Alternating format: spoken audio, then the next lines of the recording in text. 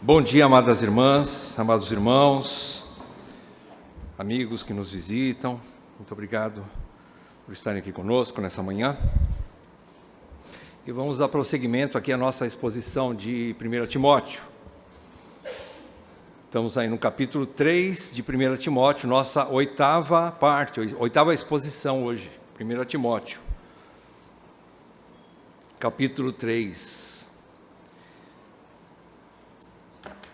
Gostaria que você pudesse abrir sua Bíblia, vamos acompanhar a leitura, 1 Timóteo 3, de 1 a 7, e você também vai abrir sua Bíblia em Tito 1, 5 a 9, deixa sua mão lá em Tito, mas nós vamos ler Timóteo, tá bom? 1 Timóteo, mas deixa aberto também em Tito, que nós vamos fazer uma leitura, uma exposição meio que paralela entre Timóteo e Tito, tá?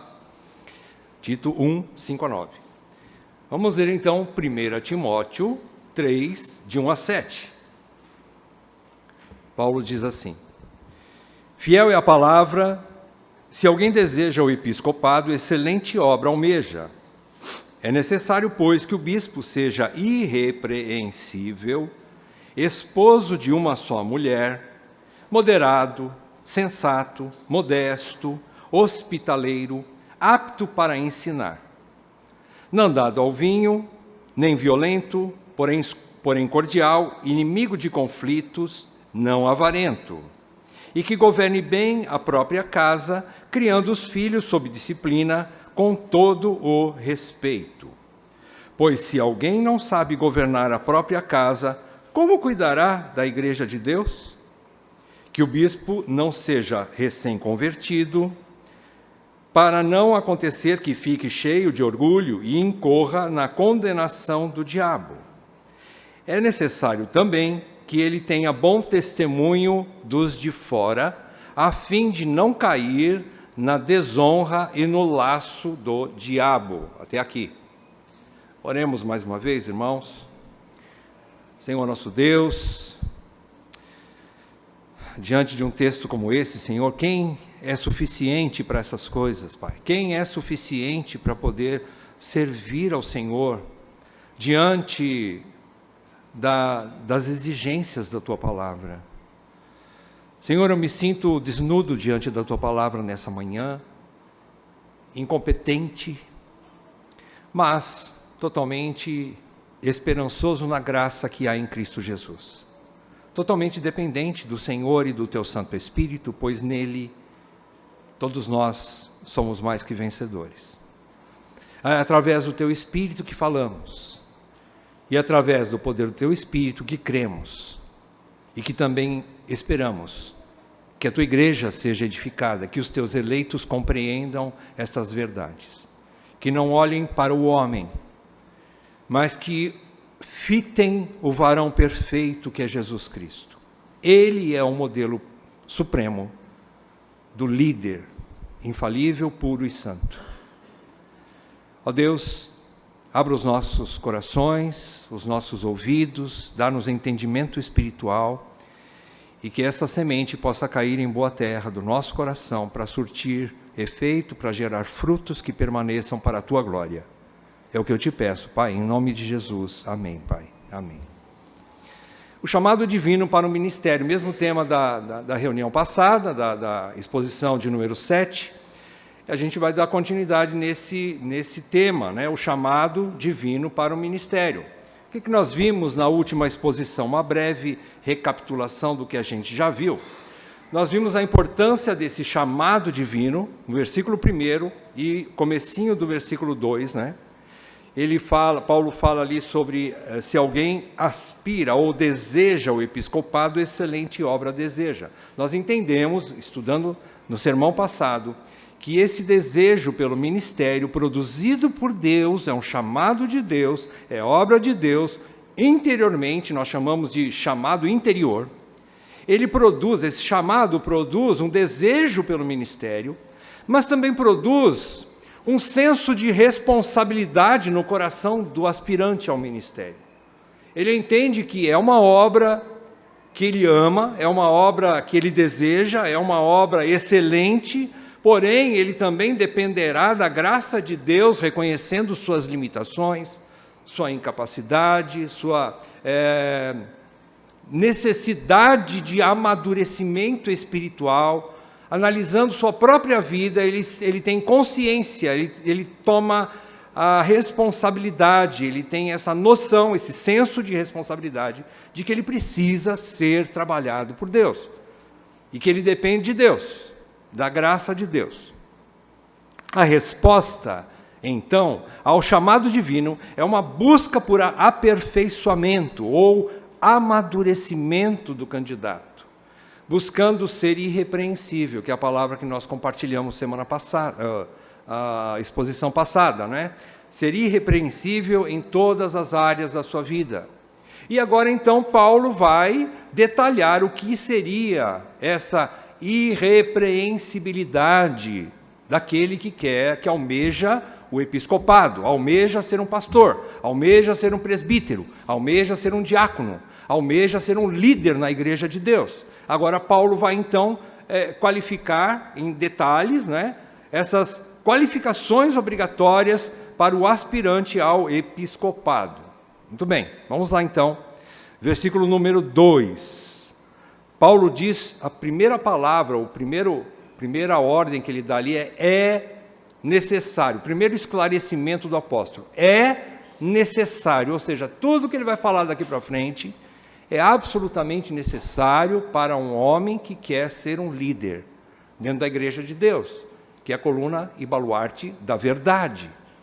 Então, ele diz que é necessário, pois, que o bispo seja irrepreensível, e aí então ele vai colocar a primeira qualificação, é que seja esposo de uma só mulher. Primeira pergunta que eu faço, é possível ser pastora? Você responde para mim, sim ou não? Bem forte. Que bom, irmãos. Louvado seja Deus que vocês compreenderam isso, não é? Porque não pode ser uma mulher marido de uma outra mulher. Então ele precisa ser um homem, para ser um líder na igreja de Deus precisa ser um homem. Então ele diz que é um homem que seja esposo de uma só mulher. Você vai ficar com a mão aberta, como eu disse lá em Tito 1, e você vai perceber que ele diz no versículo 6, não é? A mesma coisa, um homem que seja esposo de uma só mulher. O que significa isso? O que nós poderíamos compreender dessa exigência, dessa qualificação? É que este homem, candidato ao ministério, ao presbitério, ele seja fiel à sua esposa. Então, outra pergunta, todo presbítero precisa ser casado? Não. Tem presbítero, Paulo não era casado, Paulo foi solteiro. Mas, se aparecesse alguém na vida de Paulo, ele teria que ser fiel a ela. Depois do casamento ou antes também? Josemar Bessa responde isso. Ele diz, todo homem deve ser fiel à sua esposa, ainda que ele não seja casado.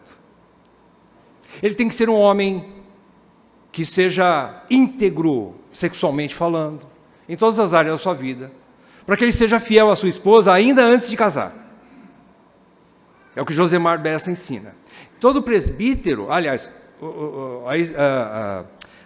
a norma, ou a regra geral é que o presbítero seja casado, para que ele possa ter experiência e ensinar outros homens casados, porque a regra é casarem-se, que é bom que o homem não esteja só, mas falhei uma auxiliadora. Então a regra de todo homem, não só presbítero, a regra para todo homem é case-se. Deus ordena o casamento. Porém, se ele não deseja se casar e ele tem de Deus, como Jesus diz, a graça, a capacidade do solteirismo, de permanecer no celibato, sem se casar, então que ele fique sem se casar. Isso é um dom de Deus, Jesus diz. Mas isso não é a regra, é a exceção. O celibato é a exceção, não a regra. Existem exceções para um homem não casado ser presbítero? Existe, ele pode ser um presbítero. ter essas qualificações também, mas não ser casado. Paulo mesmo não era, e outros homens de Deus que nós conhecemos, vivos ainda hoje, são presbíteros, são pastores em algumas igrejas. Eu conheço um da presbiteriana, por exemplo, é um mestre, mas ele não é casado. Ele é um mestre para nós, um modelo de homem, porém ele não é casado. Então, mas isso é a exceção, ok? Então, vamos lá. Ele é um homem fiel à sua esposa. O que significa ser fiel à esposa? O casamento dele é um casamento estável. O que é estável? É um casamento alicerçado e que não fica balançando para lá e para cá, dando à sua esposa dúvidas se eles vão continuar juntos ou não. Se eles vão continuar dentro desse serem uma só carne ou não. Se esse casamento é sólido no sentido de que a esposa tenha tranquilidade e que ela sabe que o divórcio não faz parte do dicionário do seu marido. E como Deus, o seu marido também odeia o divórcio. Então ele vai fazer de tudo para garantir que o seu casamento seja estável. É marido de uma só mulher que garante para essa única mulher, a única mulher da vida dele, seja um casamento estável, apesar dos problemas relacionais. Porque não existe casamento perfeito, como não existe família perfeita. Mas o homem de Deus, ele tem a capacidade de resolver esses problemas, de ir para a cruz, de pedir perdão, de dar o perdão, de estar buscando de Deus a solução para os seus problemas, porque todos os embates humanos têm remédio da parte de Deus. Todas as dificuldades de relacionamentos humanos, a não ser, como Jesus diz, a dureza de coração, que aí não tem mais jeito, quando a pessoa endurece de vez e não quer mais saber do casamento, né? Então aí não tem mais jeito, já não tem mais como fazer a não ser o divórcio. Mas o homem de Deus, ele sabe que da parte de Deus sempre há condições de manter o casamento, de reconquistar, se for o caso, né, a sua esposa, o coração da sua amada, de buscar de Deus a capacidade de continuar edificando o seu lar sobre a rocha e de buscar esse relacionamento estável com a sua mulher. O homem de Deus sabe e confia no poder de Deus, porque, em última análise, quem juntou marido e mulher foi Deus. Se Deus fez a obra, juntou os dois, como uma só carne, Deus vai dar graça para aquele homem manter o casamento. Então essa é uma qualificação, a grande qualificação, né, por assim dizer, do aspirante ao episcopado. Porque a esposa dele é a sua primeira igreja. Ou é a parte mais importante da sua igreja particular, que é o lar, que é a família. A esposa vem antes dos filhos, a esposa vem antes dos seus pais, a esposa vem antes dos parentes, dos amigos mais íntimos. A esposa vem em primeiro lugar antes de qualquer ser vivo neste mundo, a não ser do Salvador Jesus Cristo. A esposa tem lugar especial no coração do homem. E é isso que Paulo está dizendo aqui. Esse homem tem que ter um bom casamento, um casamento estável, né? Um casamento que ele se esforça para não partir para a separação. Um homem de uma só mulher é aquele que é totalmente dedicado à sua esposa, mantendo singular devoção, afeição e pureza sexual. Ele olha para Hebreus 13, lembra do texto de Hebreus 13, versículo 4? O autor de Hebreus diz que seja mais honrado entre todos o casamento e o leito sem mácula. Ele está querendo dizer que o casamento é o mais honrado, é o mais digno entre todos os relacionamentos humanos que existem. Todo relacionamento que um homem possa ter, ainda que seja com a sua própria mãe, com o seu próprio pai, que são, né, de onde ele nasceu, todo respeito e honra ao pai. Mas o homem de Deus sabe separar, honrar pai e mãe e deixar pai e mãe. Porque Deus não manda também deixar pai e mãe. O homem de Deus sabe equilibrar as duas coisas. E ele sabe que, primeiro, como filho, ele nasceu para honrar pai e mãe. Mas depois de casado, deixar pai e mãe supera honrar pai e mãe. E ele precisa aprender a não ser mais o filhinho da mamãe e ser um homem dedicado à sua esposa, agora em primeiro lugar. Ele vai dedicar-se exclusivamente a ela. E não há outra mulher que possa ocupar o lugar da sua esposa. Ele diz, será que o homem tem condições de dizer isso para sua esposa? Está lá em Provérbios 31, versículo 29. Muitas mulheres são virtuosas, mas você, esposa, a todos supera. Você tem condições de dizer isso para tua esposa? Você tem coragem de dizer isso para tua esposa? Começa aqui. Eu conheço várias mulheres virtuosas, é verdade, existem, mas você é especial, você é número 1, você é a mulher mais virtuosa que eu conheço. É a capacidade de dizer isso para sua esposa, e de tê-la dessa forma, não só falar verbalmente, não só da boca para fora, né? Mas ter isso no coração, essa realidade. Então, ele é um homem isento também de promiscuidade. Ele é isento de pornografia, da lascívia que a Bíblia ensina, não é? Quer dizer, às vezes a pessoa acha que é fiel à esposa porque ele não consumou algum ato sexual, né? Ou algum adultério, né? Praticamente dito. Ou, né? Consumado, por assim dizer, né? Mas ele tem flertado com o celular, com a internet, com a televisão, e ele vai flertando, e Jesus diz que a mesma coisa que um adultério, se o homem tem um pensamento, um desejo, com outra mulher que não seja sua esposa, ele já, na sua mente, no seu coração, ele já adulterou. Então é um homem que tem essa coragem, essa sensibilidade e esse poder na graça de Deus de evitar a pornografia, de deixar de lado, ele é isento dessa promiscuidade que a Bíblia chama de lascívia.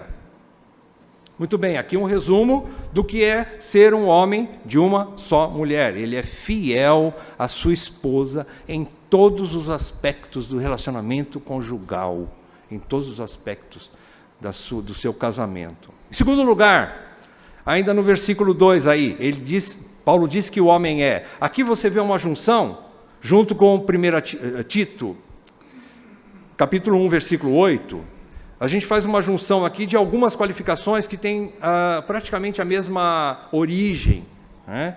Por exemplo, versículo 2, Paulo continua dizendo que o homem tem que ser temperante, sóbrio, modesto, e lá em Tito diz que ele tenha domínio de si, Tito 1:8. Né? Então, o que é ser um homem temperante? Né? Aqui na NAA diz que ele é moderado, sensato, modesto, né? Modesto, e ter domínio de si. Então, essas qualificações mostram que esses homens são autocontrolados, eles sabem por freio neles mesmos. Eles são autocontrolados, eles são vigilantes e eles estão de mente clara. Aqui, sobriedade em oposição ao ébrio, né, a embriaguez. A sobriedade é aquele que mantém uma mente clara. Por quê? O oposto, aquele que está bêbado, ele não tem a mente clara e ele não tem domínio de si. Ele faz um monte de bobagem, depois quando ele passa o porre, né, por assim dizer, como dizem popularmente, ele vai falar, nossa, eu fiz isso, misericórdia, né? Aliás, o cara nem vai falar misericórdia, né? Mas ele vai ficar muito chateado com as coisas, né, malucas que ele fez, porque ele não tem domínio de si. Então, essa sobriedade, né, essa capacidade, além de, é verdade, além de dominar o vinho, né, que vai vir mais para frente também, semelhante aqui a essa situação, é um domínio de si, apesar de não estar sob a influência de nenhuma substância, né, nenhuma substância química, ele consegue dominar a substância química, que são os seus hormônios, né? São a sua vitalidade, ou até mesmo a sua própria maneira com que ele foi criado, por exemplo. Às vezes as pessoas falam, mas eu não fui criado fazendo carinho nos outros, né? Eu só fui criado na base da paulada, pelo meu pai e pela minha mãe, então eu aprendi só assim. Você aprendeu assim como Adão, mas como uma nova criatura em Cristo, você tem outras qualidades. Você tem condições de refrear isso aí. Eu não consigo, que nem Gabriela, né? Eu não consigo. Você não consegue ou você não quer? Porque você tem o Espírito Santo. Quem é mais forte? A tua vontade ou o Espírito Santo? A tua natureza caída que você herdou dos seus pais? Ou a nova natureza que Deus te deu pelo Espírito? O que é mais forte? É isso que ele está dizendo. O homem que é um candidato a ser um episcopo ou um presbítero, ele tem domínio de si, ele está cheio do Espírito, ele está sob o domínio do Espírito Santo, não sobre o domínio da sua carne e nem sobre o domínio da cachaça ou de qualquer outra coisa. Né? Então, ele é temperante, são homens autocontrolados, né? Eles são sadios em seus juízos, e são homens que não fazem loucuras, eles sabem refrear as suas reações. Não agem impensadamente e nem precipitadamente. São homens que sabem se controlar. Há alguma dúvida? Às vezes, em muitas vezes, queridos, é melhor você puxar o freio. Isso às vezes não é covardia, é sabedoria. Para não agir precipitadamente, quando você não tem certeza de alguma coisa. Aliás, nem sempre a gente tem certeza, né?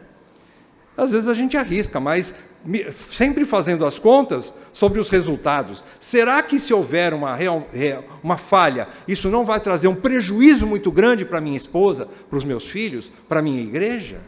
Será que esse tipo de coisa duvidosa vai trazer lá na frente alguma coisa ruim se ela der errado? Então, é não agir precipitadamente, é saber ter esse domínio, né? Como é que eu disse aqui? Não agem impensadamente, ele é responsável, ele tem seus juízos sadios, uma mente que não procura, não faz loucuras. Eles não são homens impulsivos, que agem por impulso, e nem explosivos, que explodem, né? Sabe aquela pessoa que, né, perde as estribeiras rapidinho, né? Muitos chamam, né, popularmente falando, de pavio curto, né? É uma bomba com um pavio bem curtinho, acende logo e explode. Não, esses homens não explodem. Eles arrancam esse pavio, eles dão um jeito, eles controlam as suas reações. São homens que têm essa capacidade. Irmãos, eu estou falando, é sério. Quem é capaz para tudo isso, queridos? Mais uma vez aqui, já no meio, uma aplicação. É impossível sem estarmos cheios do Espírito. É impossível sem estarmos num relacionamento profundo, bastante profundo, com Deus. Eles têm domínio próprio, é isso que Paulo está falando aqui, todas essas características, temperante, sóbrio, modesto e tenha domínio de si, como diz em Tito 1,8, eles são homens que têm domínio próprio, que nada mais é do que um fruto do Espírito, é o fruto do Espírito.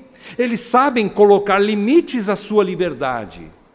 Sabe aquela situação que ele pode fazer como um presbítero, ele não tem problema nenhum fazer alguma coisa, né? Imagine uma situação aí, mas que aquela situação pode trazer um pouco de incômodo para outras pessoas, que é uma coisa que, apesar de ser, ele ter a liberdade, aquilo não é um pecado propriamente dito, mas aquela situação pode colocar outras pessoas que estão perto, estão vendo, estão ouvindo, de forma embaraçada, de forma a trazer algum desconforto para aquele que está próximo dele. Então, eles analisam situações e são equilibrados diante do que é lícito. eles analisam se convém ou se não convém. Não por conta deles, mas por amor ao próximo, por amor ao outro. Às vezes eles deixam de fazer uma coisa que não tem problema nenhum, não é pecaminosa, mas por amor àqueles que estão perto, esse homem é maduro o suficiente para deixar de fazer aquilo e trazer desconforto para o irmão mais fraco, para o irmão mais novo, para alguma pessoa que está sendo evangelizada, por exemplo, para alguém que possa se sentir escandalizado com aquela situação.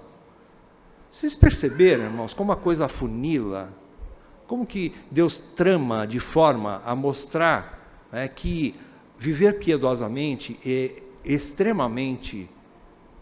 exige extremamente renúncia da nossa parte, exige muita renúncia. Ele analisa então o que convém e o que não convém. Essa é a parte do temperante, né? Se eu não pego folha separada aqui. Ok? Vamos falar agora sobre o hospitaleiro. Tito 1:8 ainda, fala do hospitaleiro. Ele age com hospitalidade. O que seria isso?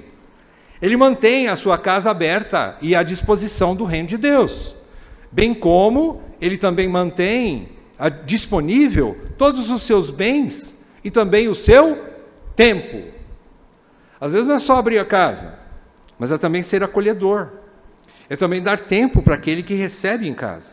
Aqui ele está falando de receber em casa, tá? Não de visitar. Hospitaleiro é receber. É fazer da sua casa uma hospedaria.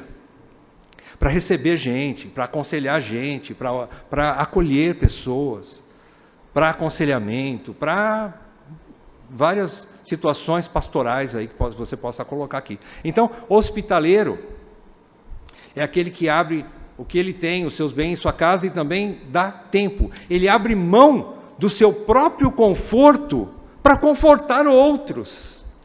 Ele abre mão do seu próprio conforto para confortar outros.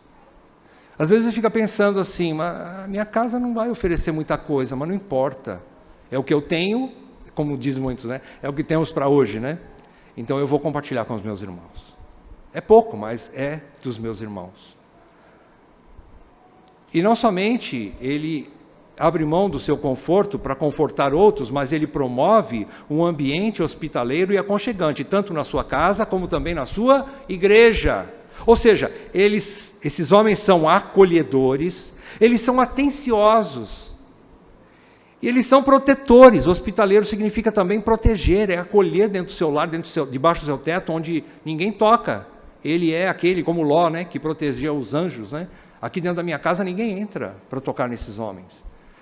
Ele tinha essa autoridade dentro do seu lar, de receber pessoas, né? E eles também são atenciosos. Eles dão ouvido, sabe? Hospitaleiro também significa essa parte de dar o coração, o tempo, né? E os ouvidos para aquelas pessoas. Saber parar, sentar junto com aquela pessoa que está na sua casa, necessitando conversar, e dar tempo para ela, dar atenção para ela. Isso é acolhedor, isso é hospitaleiro também. Seguindo em frente, a qualificação indispensável para o presbítero. A qualificação indispensável, que faz toda a diferença porque se você olhar para todas essas qualificações, responda para mim, todo cristão tem que ser assim ou não? Sim ou não? Todo cristão tem que andar dessa maneira aqui ou não? Então não é nada novo, né? Isso aqui não seria propriamente para presbítero somente, né? Todo cristão não deveria viver assim. Eles são modelos.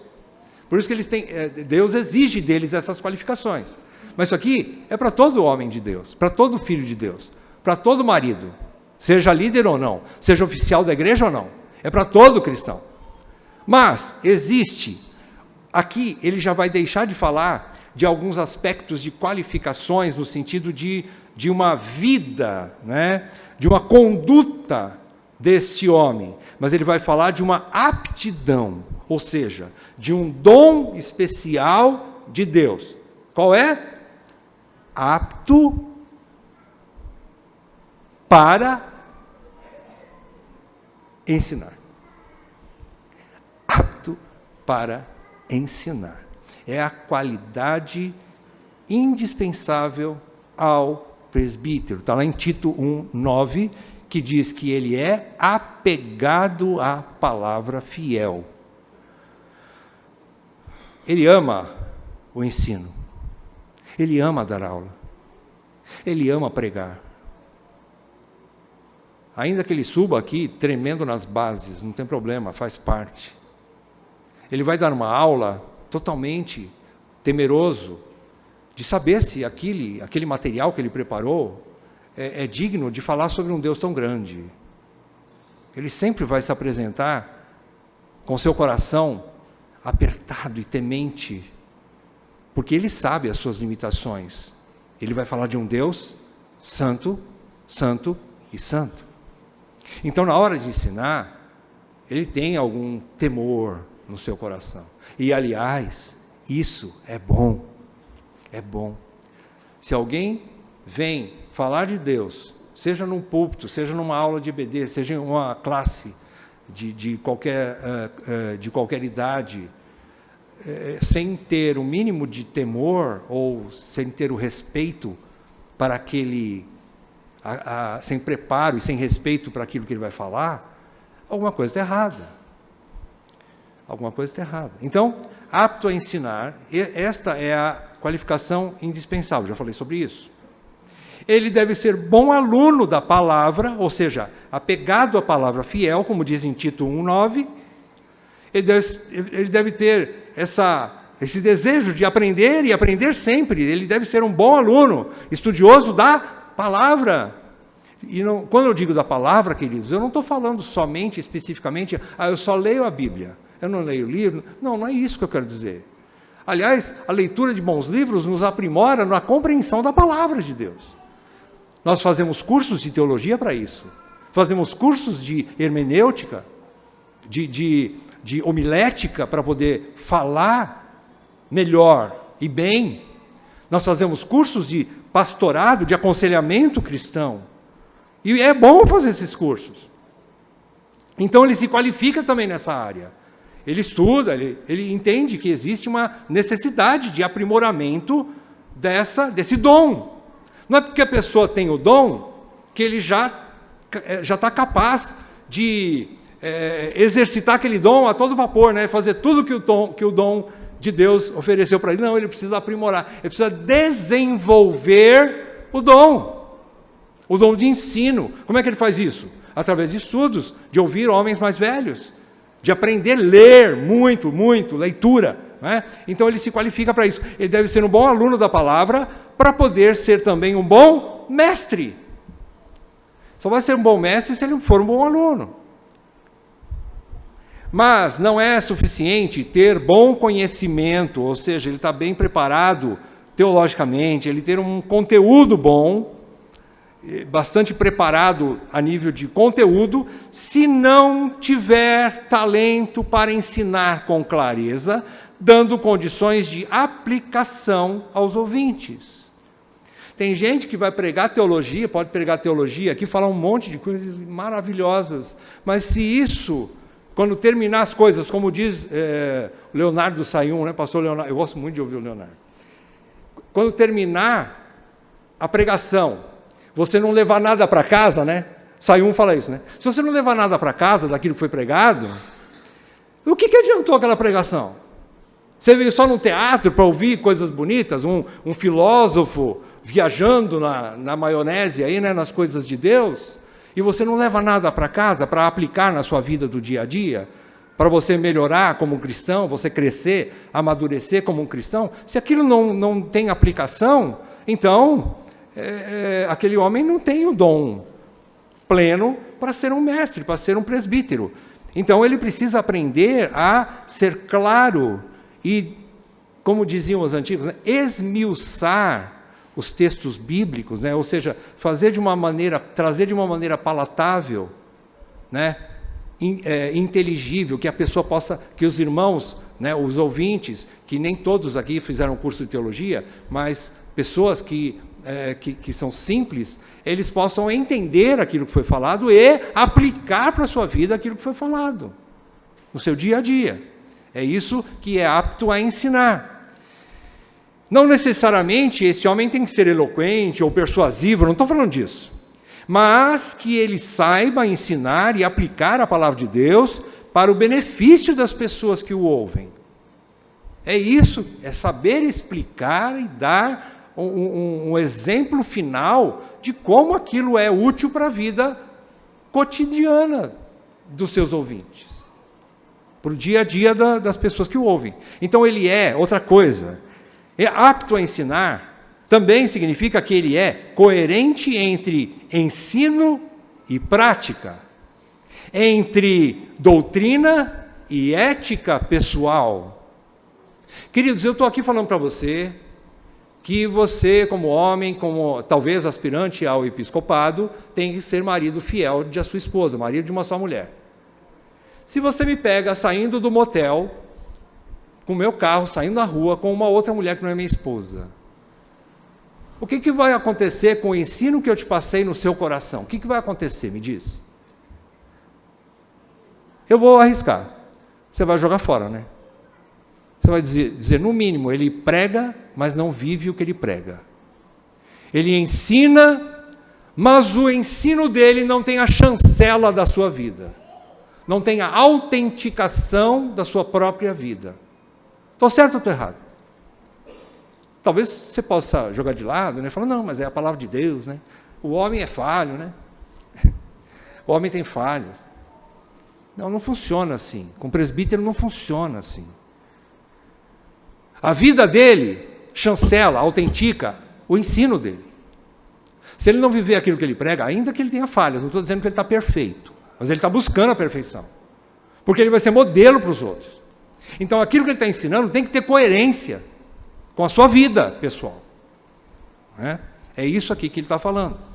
Dá tempo de avançar mais um pouquinho. Eu sei que eu vou ter que deixar pela metade, mas nós vamos falar o último ponto agora, tá? Depois, na próxima pregação, a gente continua. Vamos lá. Não dado ao vinho, versículo 3 aí. Versículo 3, Paulo diz assim, não dado ao vinho. Depois a gente vai continuar na outra vez, tá? Então, não dado ao vinho. Está na mesma categoria aqui de não violento, porém cordato, inimigo de contendas, não irascível, que diz lá em Tito 1:7. Tá? Então, dentro dessa categoria de não dado ao vinho, não violento, porém cordato, inimigo de contendas, que quer dizer isso? Paulo diz que eles são homens que esses vícios não estão na vida dele.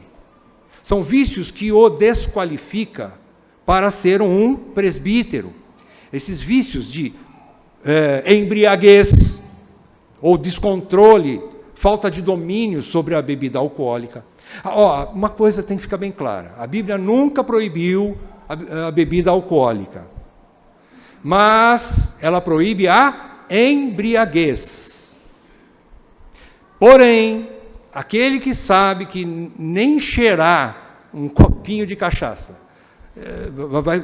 se ele cheirar, vai fazer mal para ele, então não cheira. O homem não chega nem perto da garrafa. Né? Tem que ter domínio de si, ele tem que ser não dado, ou seja, não dominado pelo desejo de beber vinho, ou de beber bebida alcoólica, ele tem domínio. Né? Então, esses vícios da embriaguez, da violência e tirania, por exemplo, um homem tirano, aqui está falando de um homem que ele quer a carne, a vontade dele prevalecendo. Ele quer fazer a vontade dele, seja com vícios, seja com domínio das outras pessoas, um homem bravo, um homem contencioso, ou um homem irascível, como diz Tito, um homem briguento, porque ele quer trazer para ele, a vontade dele tem que prevalecer. Se não prevalecer, então não serve. Ele tem que ser um homem dominador, um homem domina as demais pessoas, né? Então, pelo contrário, ele deve ser sóbrio, mas já falei sobre a sobriedade, né? Ele tem esse domínio das vontades da carne, e em contrapartida, ele é gentil. Ele é um homem que não precisa ficar gritando. Ele expõe a verdade com equilíbrio, com domínio próprio. É verdade que muitas vezes a gente altera o tom de voz, mas não a ponto do excesso e da gritaria. Se chegar nesse ponto, perdeu a razão. Ele pode falar a maior verdade do mundo, mas se ele gritar, se ele se exaltar, se ele se irar na maneira de colocar aquela verdade, ele já perdeu a razão. Já perdeu a razão. Então ele é um homem que tem esse domínio. Ele é, pelo contrário, ele é gentil e pacificador. Ele vai buscar pacificar a situação. Nem sempre ele vai conseguir, tá? Nem sempre. Quando o pessoal... Eu não posso falar da esquerda, né? Mas quando o pessoal que está contra, né, alguma situação não endurece o coração, a tal ponto ele é obrigado a separar, a dividir. É obrigado. Não tem como. Ele é obrigado a sair do meio, né? Ele tem que aprender a fazer isso. Mas ele não vai fazer isso chutando o pau da barraca, né? Sentando porrete na cabeça dos outros. Ele não vai fazer isso. Ele vai fazer com mansidão, tentando a paz, né? O que depender dele, ele vai tentar ter paz com todos. Nem sempre vai conseguir, mas ele vai tentar. E às vezes não dá. Então o presbítero, ele comporta-se prudentemente em meio a conflitos. E não se ira com facilidade. Por que ele não se ira com facilidade? Aqui é que está o segredo, né? O segredo está na palavra de Deus. Ele guarda isso no coração. A gente precisa, como homem que lidera, que governa, que tem pessoas ao nosso comando, né, sob o nosso comando, ele precisa saber que a sua ira não produz a justiça de Deus. Isso é um versículo de Tiago 1:20. Ele sabe que a sua ira não produz justiça de Deus. Pode produzir a justiça própria, mas não é essa que a igreja precisa. A igreja precisa que a justiça de Deus seja feita, no tempo de Deus, pelas mãos de Deus. Então ele tem controle. Então, para encerrar, o candidato precisa ter domínio de suas reações também. Domínio de suas reações. É óbvio, irmãos, aqui ninguém está falando que o homem candidato ao episcopado, ele tem que ter, popularmente falando, de novo, né? Sangue de, como é que fala? Sangue de barata, né? Ninguém gosta dessa palavra. O que é sangue de barata? É alguém que não esquenta a cabeça com nada. Não, ele é isento de ficar nervoso, né? Ele é um gelo, uma pedra de gelo. Não, nós não somos uma pedra de gelo. Nosso coração, ele esquenta. A vontade de falar umas poucas e boas vem aqui, mas volta. Irmãos, isso é só o poder do Espírito Santo em nós, só o poder do Espírito Santo em nós. Mais uma vez, o homem de Deus precisa ser sempre cheio do Espírito e da Palavra. Cheio do Espírito e da Palavra. Isso não significa covardia, mas significa domínio próprio. E agir corretamente no tempo de Deus, isso é o que Deus exige dele. E muitas vezes as pessoas vão falar assim, você devia ter falado um monte, porque você foi covarde, hein? Deixa as pessoas falar. Seu coração tem que estar em paz com Deus. Às vezes a mulherada, o pessoal chega em, por que você não falou? Tinha que partir para cima dele, ele foi para cima de você. Deixa falar, irmão, deixa falar. Esquenta não. O importante é você ter uma boa consciência diante de Deus. Por quê? Porque gente para criticar vai ter um monte. Sempre tem. Sempre tem. Não liga para eles não. Não esquenta. Você vai responder diante de Deus, não é deles. Eles não são teu juiz. O nosso juiz supremo é Deus. Faça o que Deus manda. Faça o que Deus manda. Encerrando então, queridos, eu gostaria de deixar para você algumas conclusões, apesar que eu vou repetir, né, na próxima vez, mas já vou deixar, né, para nós todos essa conclusão. Nenhum homem é capaz de exercer liderança na igreja de Deus, na liderança na igreja do Deus vivo, que é a coluna e baluarte da verdade. Vocês se lembram que tudo isso que eu estou falando aqui está dentro do contexto do capítulo 2 e 3? Que quando Paulo encerra o capítulo 3, ele diz, Timóteo, eu escrevo estas coisas, porque se eu não conseguir ter com você, você saiba como se deve proceder na igreja de Deus, na família, na igreja de Deus, na casa de Deus, que é a igreja do Deus vivo, que é coluna e baluarte da verdade. Oh, meu Deus, tá? A memória está fraca mesmo. É isso. Paulo está falando no contexto. Como é que a igreja se comporta? Como é que um líder, agora ele está falando para os líderes, né? Como é que o líder conduz o culto? Como é que o líder conduz a igreja? Como é que o líder conduz as ovelhas? O pastor conduz as ovelhas? Ele está ensinando aqui as qualificações desse líder, desse pastor, né? Então, nenhum homem vai ser capaz de exercer essa liderança na igreja do Deus vivo, que é coluna e baluarte da verdade, baseado em sua própria força, em sua própria sabedoria, em sua formação acadêmica. Gente, muito estudo é bom, mas é um complemento. Mas o pastor de verdade não é formado na universidade ou na faculdade. O pastor de verdade é formado no dia a dia de uma igreja. É a igreja que forma pastor. Não teólogos estudiosos que não têm o dom de pastoreamento. O dom de pastoreamento é complementado pelo estudo. Mas o estudo não forma e não dá dom para ninguém. O estudo, ele aprimora o dom. Mas o dom vem de Deus. Então, ele não consegue por si mesmo, com sua formação acadêmica, ou até mesmo por seus talentos, ser esse homem aqui de liderança. Então, a única chance de homens pecadores, como qualquer outro pecador, poder liderar, ensinar e servir de modelo a outros pecadores é sendo imitação do varão perfeito, o varão completo. Me falem o nome desse varão. Nós temos que ser imitadores de Cristo. É olhar para Cristo. Alguém pode olhar para um homem mais velho e dizer assim, esse aí está completinho, né? Eu vou seguir ele, vou aprender com ele. Você aprende um pouco com ele, mas aprende o que ele aprendeu de Cristo. Por quê? Porque esse homem vai ter limitações, vícios e pecados. Você vai ver falhas na vida dele. Você não vai imitar literalmente um homem pecador. Você vai imitar esse homem maduro, mais velho, naquilo que ele for imitador de Cristo. Porque vai ter coisas que você vai ficar bastante triste e até mesmo se escandalizar. Olhando para mim, por exemplo. Olhando para o Rodrigo. Nós temos falhas. Nós somos limitados.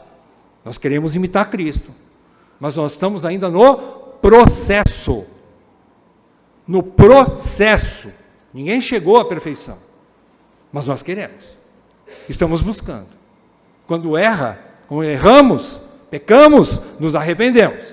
E voltamos, Senhor, tem misericórdia. Eu quero continuar nessa carreira, porque eu amo esse ministério.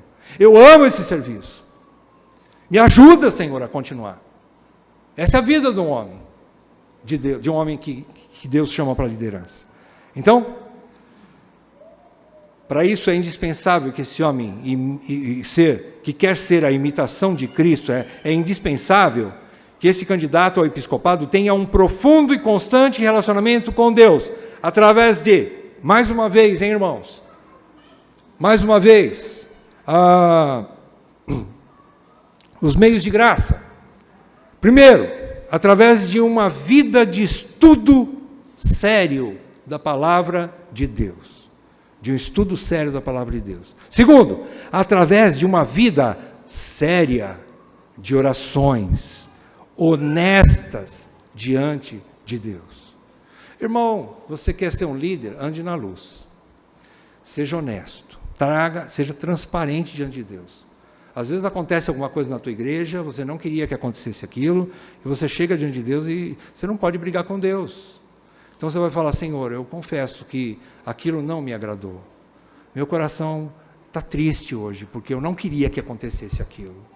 Porém, seja feita a tua vontade e não a minha. O homem de Deus se submete a situações que ele não se agrada. Às vezes, acontece. Orações honestas diante de Deus. Terceiro, através de uma vida, já falei, de andar na luz.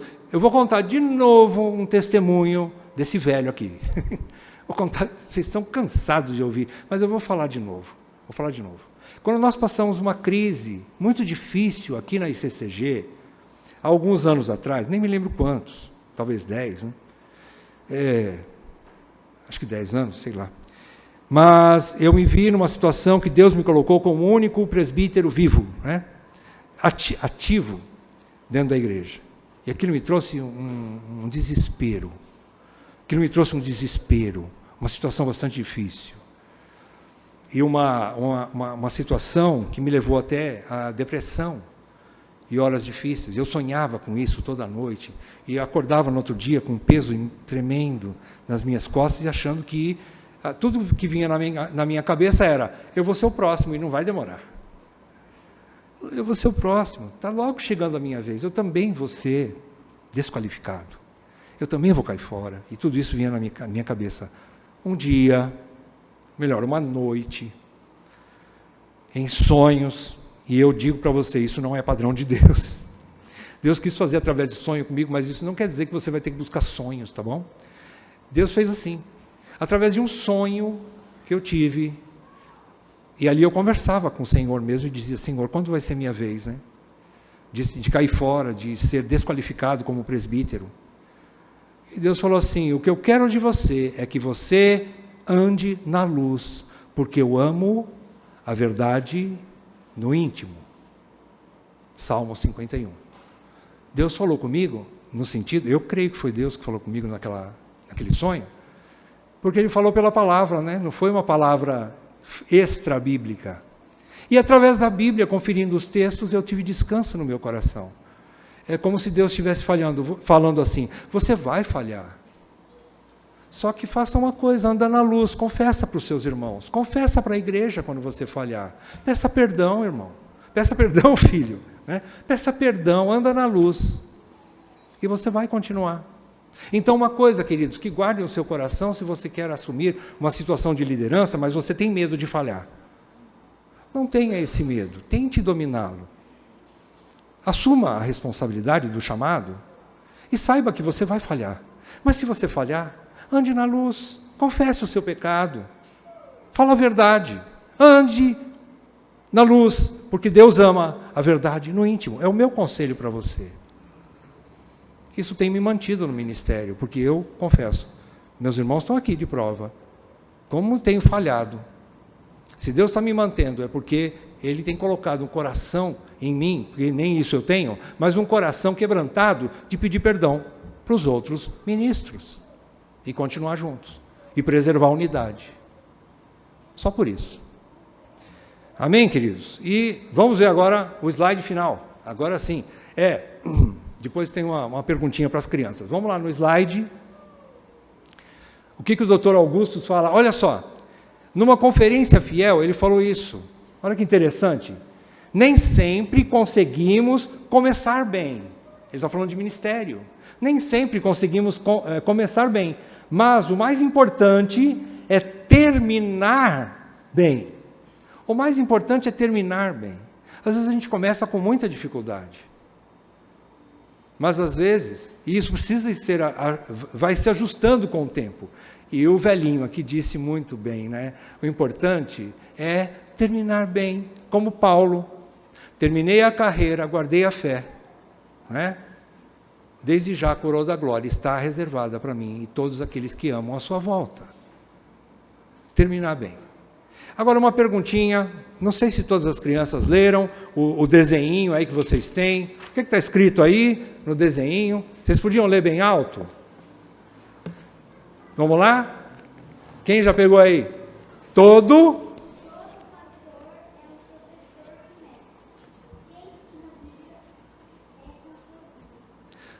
pastor é um professor e mestre que ensina a Bíblia com a sua vida. Que bonito, né? Eles estão aprendendo o que é apto a ensinar. O que significa, né? Senhor Deus, mais uma vez, Senhor, nos colocamos aqui de maneira tão limitada e tão dependente de Ti, mas Te louvo, Senhor, porque eu sei que a Tua palavra ficará nos corações, ela não voltará vazia. Aquilo que eu disse, que é da parte humana, que o Senhor retire, dos corações dos meus irmãos, mas aquilo que é a palavra de Deus. E as explicações que vieram pelo teu Espírito, que seja firme e forte nos corações dos meus irmãos em especial. E também das mulheres aqui que auxiliem seus maridos nesse caminho. Ó Deus, que o Senhor abençoe essa igreja com muitos homens de Deus. Queiram eles o oficialato ou não, mas que todos nós, oficiais ou não, sejamos homens de Deus, imitadores de Cristo, cada vez mais parecidos com o varão perfeito. É o que eu te peço, em nome de Jesus. Amém, Pai. Amém.